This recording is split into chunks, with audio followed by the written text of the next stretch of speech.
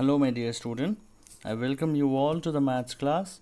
So in our previous class we have been doing the introduction of the congruence of triangle, right? So in our today's class we are going to start with the exercise 7.1. So let us have the first question. Complete the following statement. So the first question here is, two line segments are congruent if fill in the blanks. Okay, so two line segments will be congruent if, okay, so for this you should have a better understanding or the better knowledge or the concept of a congruency, right? So in our previous class, in the introduction video which I have given to you guys, and I have told there that the congruence means, or in a triangle, when we consider two pair of a triangle, two triangles are congruent if their corresponding sides, let me make a triangle here, this is the first triangle here, let me name this A, B and C, and the name of other triangle is P, Q, R. So the name of this triangle is triangle ABC, triangle ABC, and the name of this triangle is triangle PQR. So I want to say this pair of a the pair of a triangle is congruent. So the congruent symbol will be written like this, is equal to sign and opposite of S. So this will be as a, so this symbol will be considered as a congruency. So this two pair of a triangle, this pair of a triangle are congruent because they have the corresponding sides, that is AB, BC and AC. AB is equal to PQ, BC is equal to QR, AC is equal to PR. Okay, also maybe the another way of saying a congruency is they have a congruent angle, measure of angle is similar. So angle A is equal to angle P, angle B is equal to angle Q, angle C may be equal to angle R. So if they are fulfilling this criteria, if they are following the basic rules of congruency, then we can say this two triangle as a congruent, meaning they have the same shape and the same size, also they have the same angle. Okay, so to consider a line segment a congruent, now in our just now I have shown you the pair of a triangle. Now if I have to consider a pair of a line segment, if they are congruent, then what is the main thing they should follow? Here I cannot make any angle, this is a straight line here, straight line is of 180 degree, right? So if straight line has to be a congruent, then what they should have? They should be of same length. If suppose this is a 5 centimeter, then this another line segment also should be of 5 centimeter. If one is of 5 and if another is of 6, then we cannot consider that time as a congruent line segment. Okay, so we have to write here that we can consider a line segment a congruent if they have I'm writing here down, if they have same length.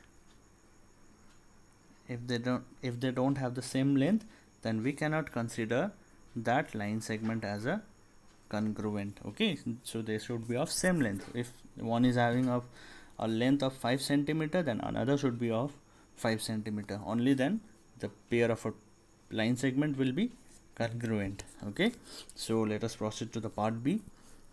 Among two congruent angles, one has a measure of 70 degree, the measure of the other angle is, so here the hint is given, you have a two triangle given. Okay, so they are saying that if one is 70 degree, okay, if one is 70 degree and they are saying that they are congruent triangle. So if one is 70 degree, then what is the angle of other triangle, other angle of that triangle? So it should be 70 degree because it is congruent. I have told not only side, this side, they can be congruent with the angle also, right? So they are following the property of angle to become a congruent. Okay, so among two congruent, one has a measure of 70 degree, the measure of the other angle is 70 degree. Okay, I hope you have understood this. So let us proceed to the next part.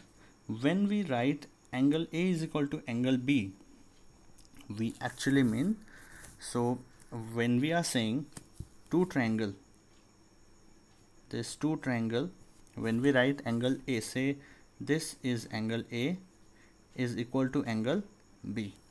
Okay, we are writing angle A is equal to angle B. What does this actually mean? So this means that if the angle A is 30 degree, then angle B is also 30 degree. Okay, so angle B is not less than 30, not more than 40 degrees. This is actually indicating this. So we can write here that, so the angle A is equal to angle B means that measure of angle A is equal to measure of angle B. So we can write M angle A.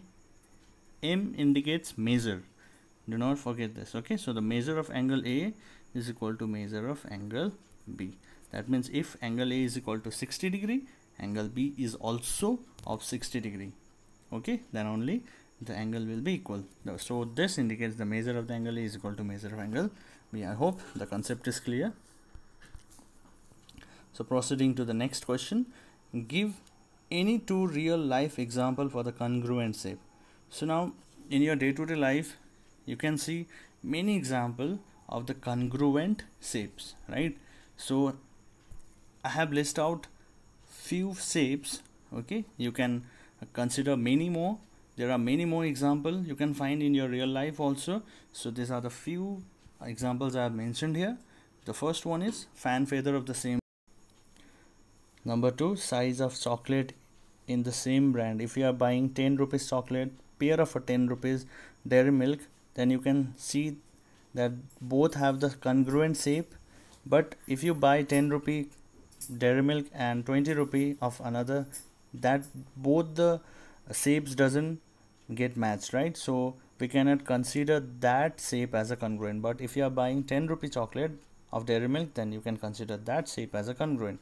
Okay, so the third one, we have size of pen in the same brand. So if you are using Maxwell of 10 rupees, then they have the same shape and same size. So that this are the few example of the congruent shapes in your real life. All right, so student, this much for today. In our next class we will be continuing with our next question. All right, thank you everyone.